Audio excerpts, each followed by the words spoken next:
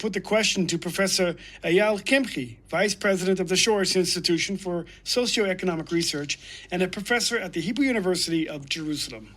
We are speaking with Professor Ayal Kimhi, Vice President of the Shoresh Institution for Socioeconomic Research and a professor at the Hebrew University of Jerusalem. Thank you for joining us. While we are only a few days into this current conflict, what are some of the immediate economic costs that we can see or expect to see from this situation? The most immediate cost is obviously the military cost. It costs a fortune to run such a war, especially looking at the distance the planes have to fly. So this is, and of course the interception of Iranian missiles, and all these cost fortunes. We talk about billions of shekels per day. Then we have the cost of stopping the economy. Right now, most of the economy is not functioning. People are staying at home.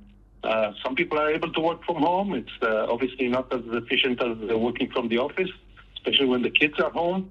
Many businesses are closed, and that's a cost that also has to be taken into account. I wouldn't even try to estimate how much this is. What kind of situation was the Israeli economy going into this? We certainly have had a very tumultuous period. The economy was in pretty good shape, I would say. The expectations were for nice growth this year. Of course, the budget still was not passed, and it wasn't even clear that the budget would be able to pass. And now there are even more doubts about that because they will have to find some sources for funding for all these military costs.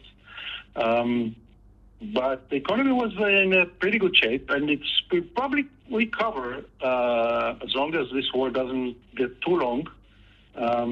But we still have scars that will continue with us into the near future.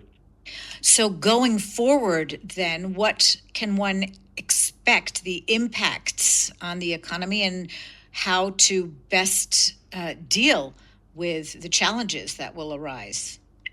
I would first look at the budget situation because the government still has to pass the budget by the end of the month. I probably guess that they will not do it and they'll find ways to postpone this.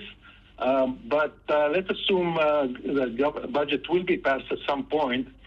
It's because this current government has only one goal on its mind, is to survive.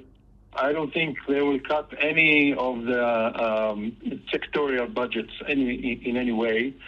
They will probably have to give up on some of the reforms they were going to make in the tax system and the dairy market, which was probably very difficult to pass anyway, and that will save a few billions.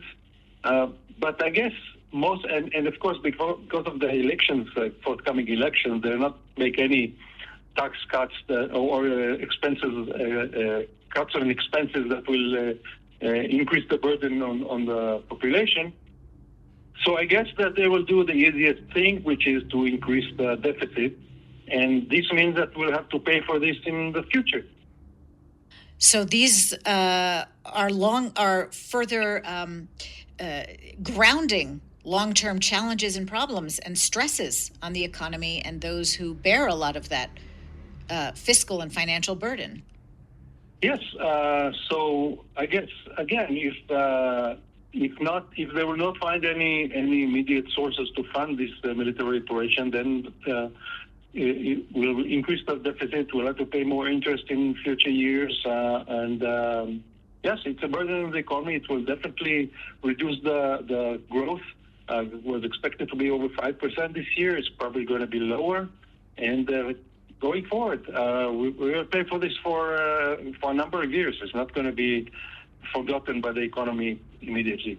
So looking ahead, what kind of policy adjustments could help to address some of these challenges? I would say something that I could have said even before the war. I mean, you have to get rid of all these budgetary items that are not supporting growth. You have to invest in growth in the economy, which means education, health, transportation, and not all these sectorial budgets that are now in the making. Of course, it will not be sufficient. So, again, increasing the deficit is probably inevitable. But as long as you do everything that is necessary before you increase the deficit, then that's acceptable. Professor Ayal Kimhi.